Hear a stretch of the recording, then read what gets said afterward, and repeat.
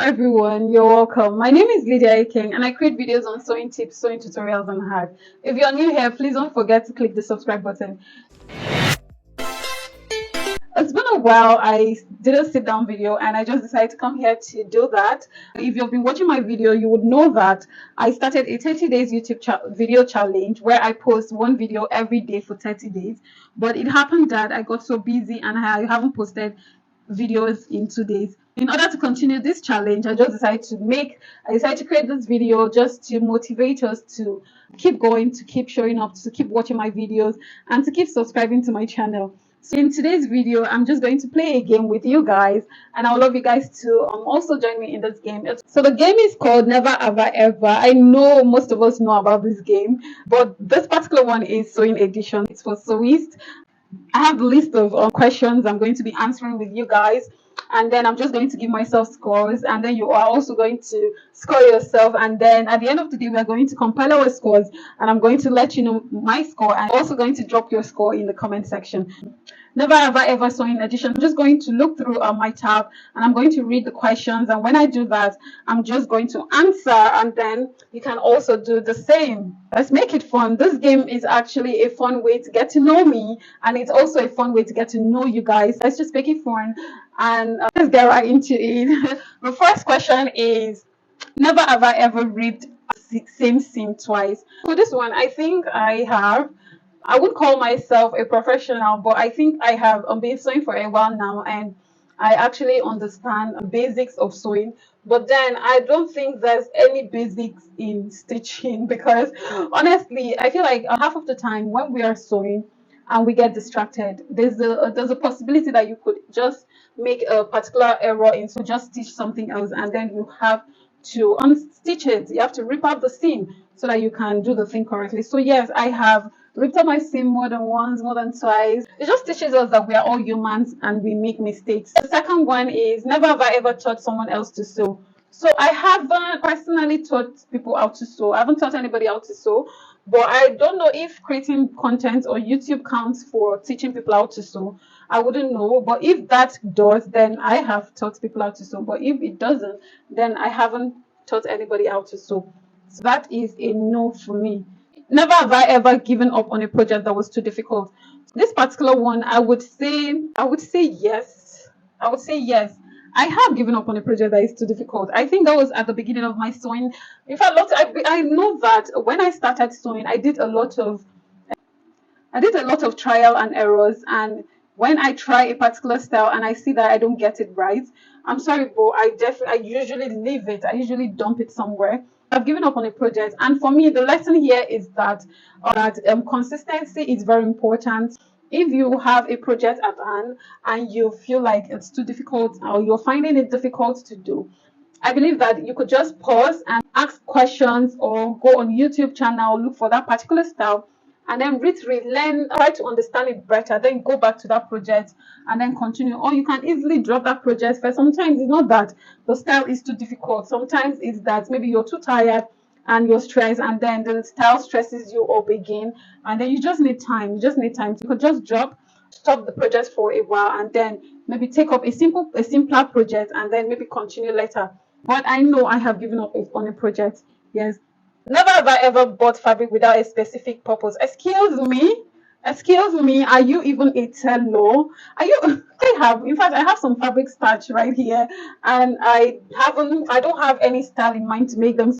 The thing is that most of the time when we go to the market, we tend to see beautiful, colorful designs, and we're like, what style would just, maybe there's a style you saw on Instagram or Pinterest, and it comes to your mind, you're like, wow, this fabric is going to be very lovely for this style. And at the end of the day, by the time you bring it back to the house, especially if you are a business person and you have lots of orders to carry out, and you're like, you can't prioritize yourself and leave a customer's outfit. So you just have to keep your fabric first and then work on the customer's clothes. And at the end of the day, you find out that you end up not sewing that clothes, and you have gone to the market like 10 times after that, and you've gotten 10 more extra fabrics. I have lots of fabrics here that I don't know what I'm going to do with it. I haven't had a style in mind. I just stash them there, and I guess maybe one day I'm going to use them. Then never have I ever sold something as a gift. So yes, I have done this a lot. As a tailor, most of the time, I think most of the gifts I give to my friends are handmade, and this is because I tend to want them to have my designs, especially when I haven't had time to make something for them.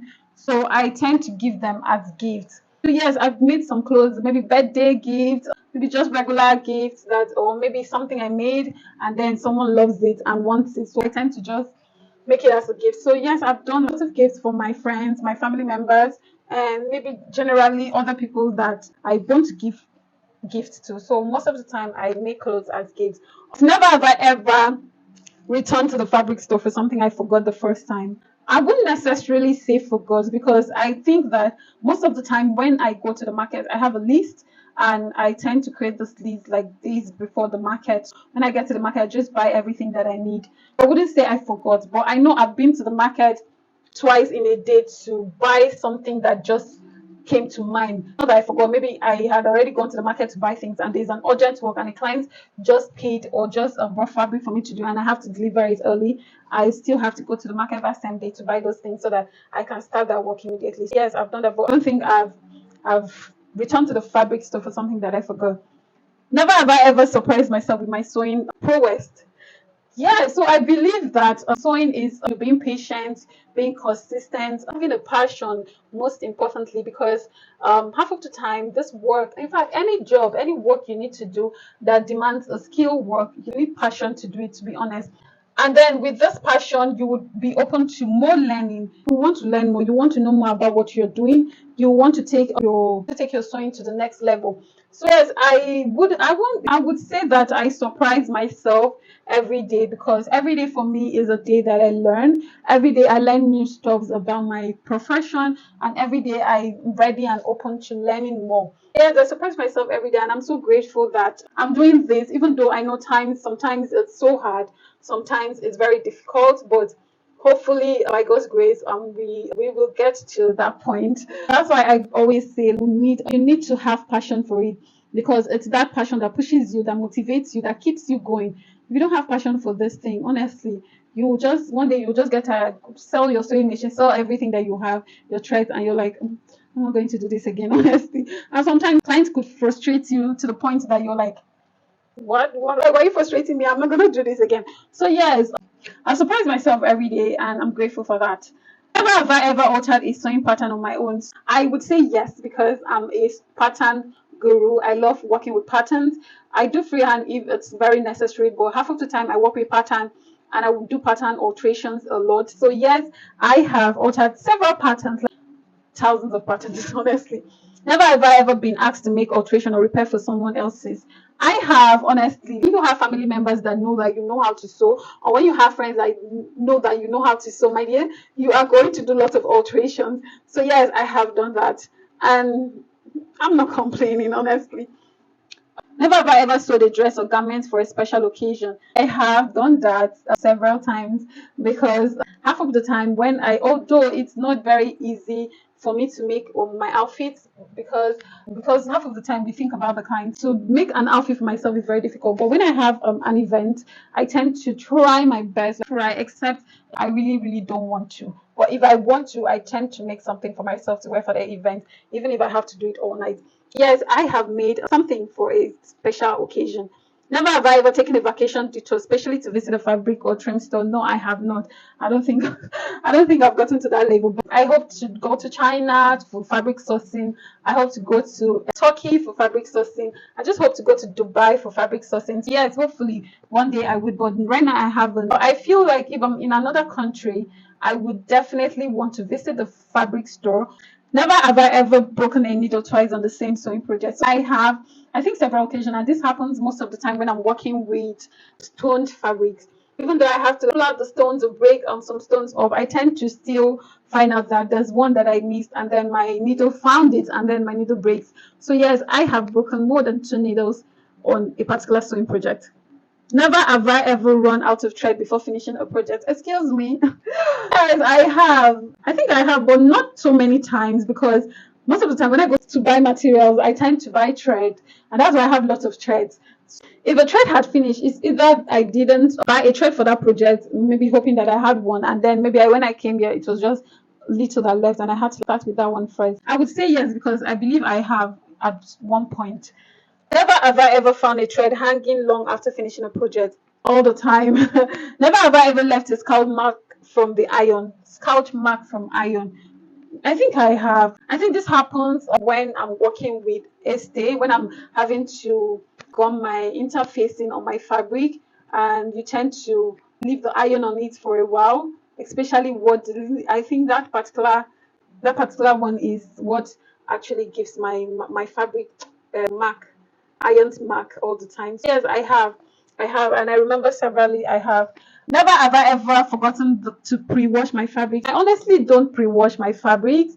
I tend to wash them after they are sewn, especially if I'm working with white fabric. So I tend to wash them after, not before. I see people talk about washing their fabrics before sewing. I haven't tried that. I would love to try that. And I think it also works all the same, but I haven't done that yet. I would say no. Never have I ever gone more than a year without getting my machine serviced or cleaned. I haven't.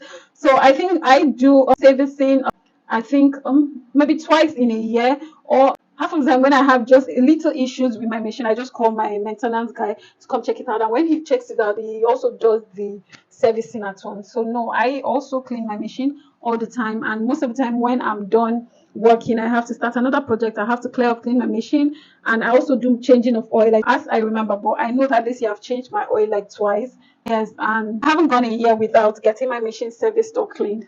Never have I ever sewn through my finger clothing or something I shouldn't have sewn. I have. I still have the mark here. I've sewn through my finger. And if you are following me on Instagram, Sew with Lee, I create sewing memes on Instagram. And if you're following me there, I made a video about this particular thing, how someone sewed needle through her finger, and then she had to go to the hospital for it to be pulled out and all that. God, it was very scary and all that. But I think this is what actually keeps us going, and this is also where your passion comes in. Because by the time something like that happens to you, you're like, God, what kind of injury is this? I don't feel like doing this again. I'm not going to do this again. But hey, you just have to keep going. You just have to be patient. You have to keep your love for what you're doing. You have to keep loving whatever you're doing, and you just have to fuel your business, and at the end of the day, hope it's going to pay off. Yeah. One is, never have I ever sewed a zigzag stitch with a straight stitch foot. So I would say no here. I've never sewn, I haven't done that, because I have a zigzag stitch on my sewing machine. Half of the time when I want to make a zigzag stitch, I just turn the knob to zigzag, and that's what I used to make my zigzag stitch. I haven't tried to use a straight stitch for a straight stitch foot for a zigzag stitch. No, I haven't. The last one is, never have I ever sewn a sleeve inside out or onto the wrong side. Yes, I have sewn a sleeve inside out, and I've even sewn a sleeve to the wrong side of the outfit. If you're following me on Instagram at SewWithLee, I create sewing memes and relatable videos. As you'll see, I created a video about this, how I sewed my sleeve to the round neck of my top. It was a very funny video. So if you haven't seen the video and you would love to be my family there, please just follow me on Instagram at SewWithLee. So yes, I have sewed a sleeve onto the wrong side of my outfit.